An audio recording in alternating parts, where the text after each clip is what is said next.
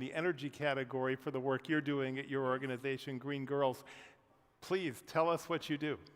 Well, thank you very much for that introduction. So Monique Ntumngia, she's from Cameroon. She's the founder of the Green Girls organization, Africa's only Pan-African social energy enterprise that is using artificial intelligence to identify the specific clean energy problems that women and girls face in African rural communities. And with the data that we collect, we are able to provide these women and girls with the specific clean energy solutions. So it's solar installations we're carrying out that are providing electricity for these women, and it's biogas installations that we are carrying out. It's all about using organic waste that we find in these villages, and we are constructing biodigesters, which later on provide biogas for these women. That's the first part of what we do. Then our innovative, sustainable business model is we're training the women on how to assemble solar lamps, and then we create markets for them to sell these lamps. They keep 70% of the revenue, and then we keep 30% of the revenue. For the biogas trainings, when you construct biodigesters, you have access to what they call organic fertilizer or slurry. So we're training the women on how to collect and package this slurry, and then we're creating markets for them to sell this organic fertilizer. They keep 30% of the revenue, 70% of the revenue, sorry, and we keep 30% of the revenue. So that's our innovative, sustainable business model that is replicable and scalable. Oh, tremendous. Now, Mohon, you won the water prize yesterday. Congratulations to you. Thank you very much. And your organization for this. Could you tell us what work you do? Thank you very much. My name is Mohon. I am working in a local NGO named LEDARS in Bangladesh. Before going to your answer, I would like to give you a very brief, short brief about the crisis facing the Bangladesh.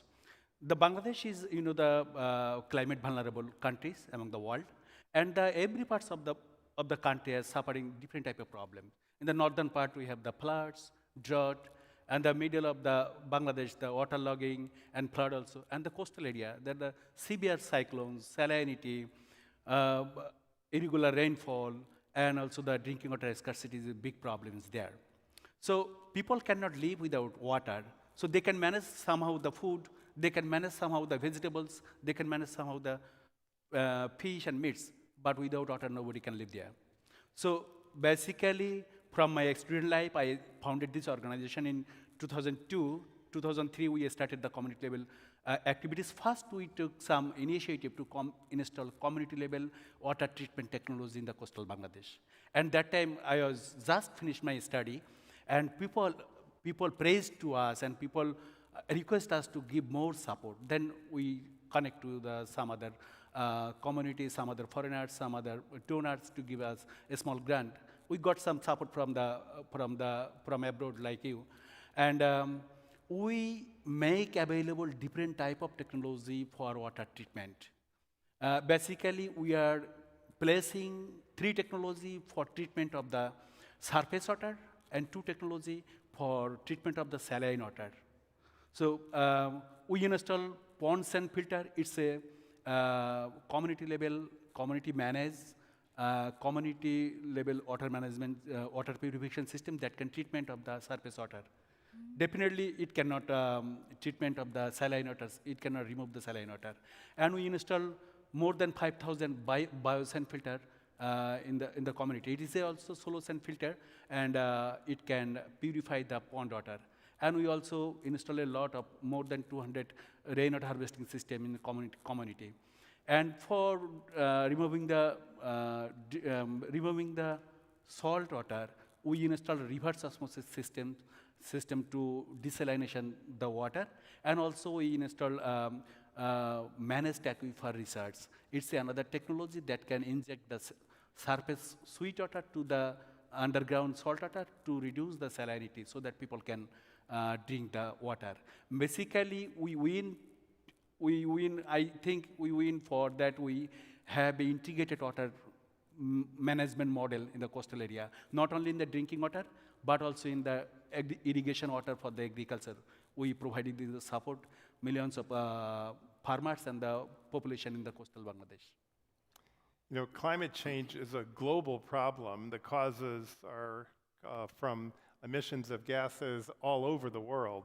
But many of the solutions are at the local level, and I think that's what we're hearing today is the importance of communities in mobilizing for solutions and helping people adapt to this. And I wonder, Monique, in your work, are you working to try to build up communities of solutions makers and people who are really committed to solving these problems? And how does community level action play into your work? You know, that's a beautiful question, because at the core of what we do, it's the welfare of the communities, specifically the women and girls who are a specific target group. Now, it's important to notice that no two African communities are the same. And a lot of the times, international organizations, unfortunately, they fall into the vicious trap of dictating solutions instead of providing the specific solutions. So I love talking with examples. So for example, the fact that you have access to these grants and you want to do good, especially on the African continent, doesn't necessarily mean that you know what the people want. And so the exceptional work we are doing is in the fact that we are using the power of technology, in this case artificial intelligence, to identify what is a specific clean energy problem that the women and girls face in that community. And then with the data we collect, because Africa unfortunately doesn't have data of its own. And what's data? Simply information. So we developed an innovative algorithm, that is the MNKB92 model, which we have protected. And this algorithm is able to let us know that, okay, in community A, you should be carrying out a solar installation that the women are going to benefit from electricity. Or in community B, what you should be doing is you should be constructing biodigesters that's going to use the organic waste found in the communities depending on the activities of the women. Some communities, they are into poultry farming, others piggery, others are rearing cattle. So when you work with the communities, first of all, they feel included, they feel seen. And the beauty of our work is you see it, you feel the impact. It's not all about talking, because nowadays there's a lot of talk across the subject matter of, climate change, carbon emissions. But these women and girls who are the primary victims of the energy problem on the African continent, all they know is, if I want to cook food, I should cut firewood and cook my food. If I have to light my home, I have to use a bush lamp. So when we come in, we are taking note of what is their reality, what can we make do with the system in place.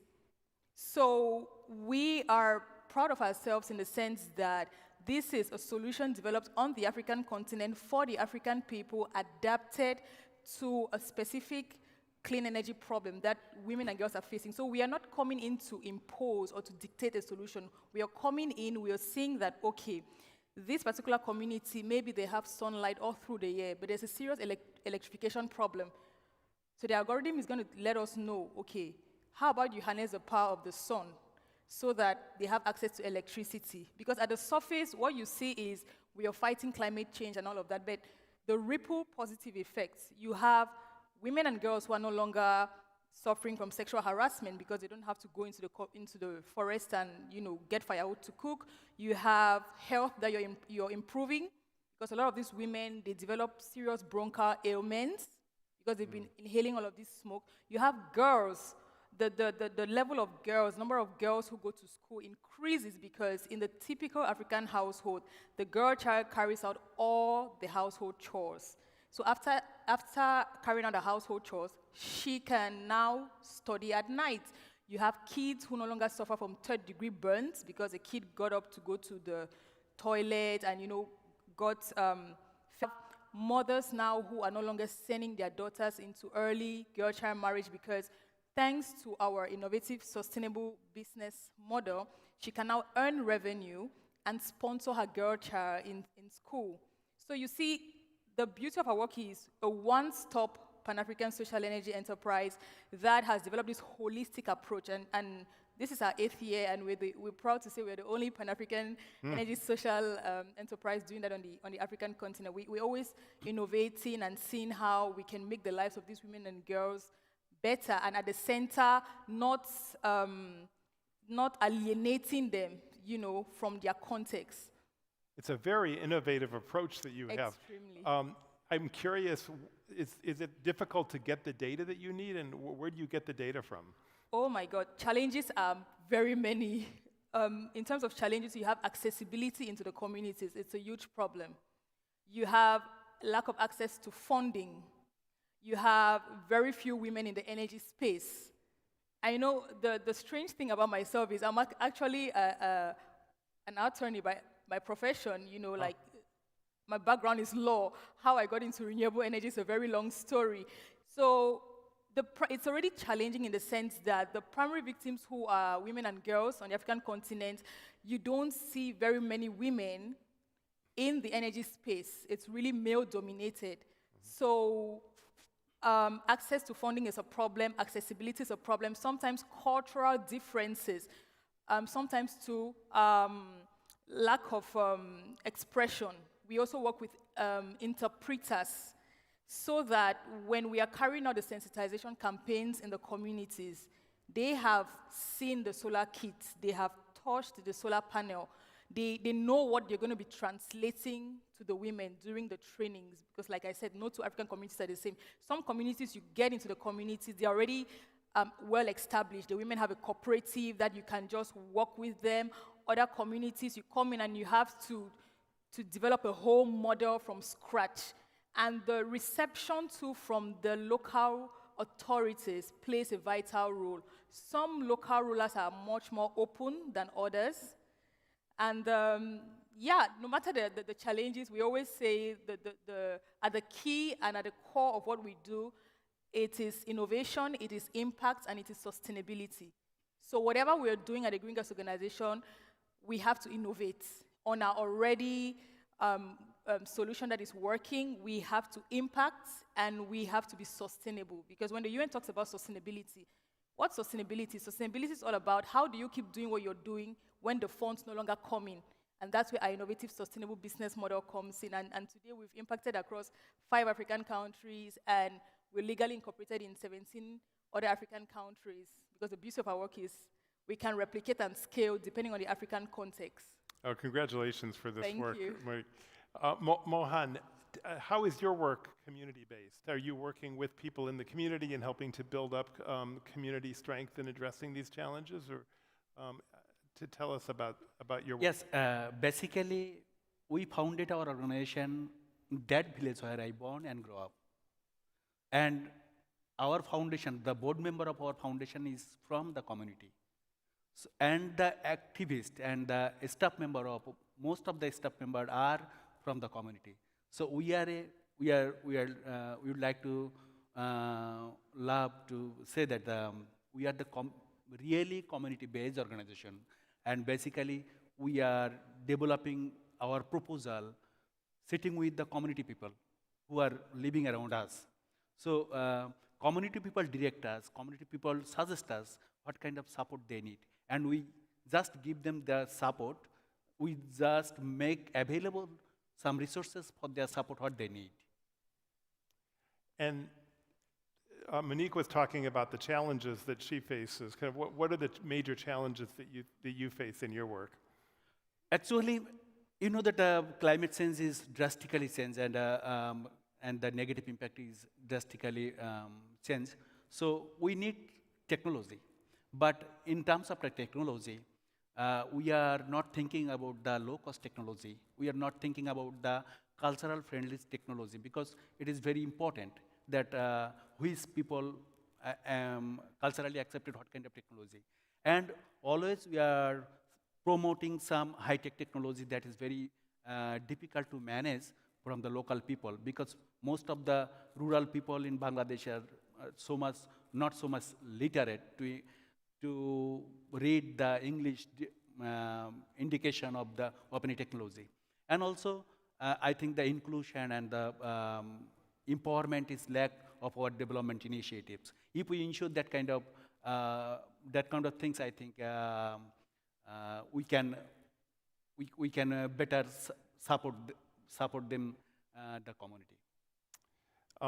Now, I think this year there were thousands and thousands of applicants and nominees for the Zayed Sustainability Prize. And you were a finalist, Monique, in the top 3.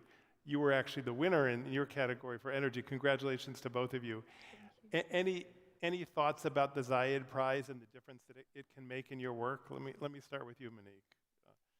Well, The Zayed Sustainability Prize, to me, is one of the best sustainability prizes we have out there. And if every country, could do what the UAE is doing in order to push the agenda of sustainability, that's effectively and actively, because there's a lot of talk across the subject of, sustainability, climate change, climate protection, cutting down carbon emissions.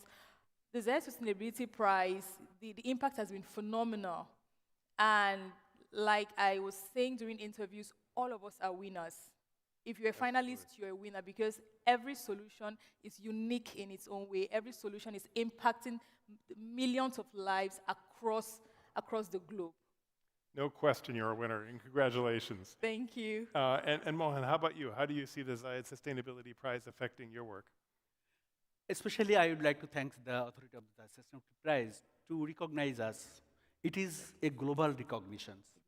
It is not important that how much money they are giving us, but it is a global recognition that they recognize that kind of initiative, that sustainable initiative.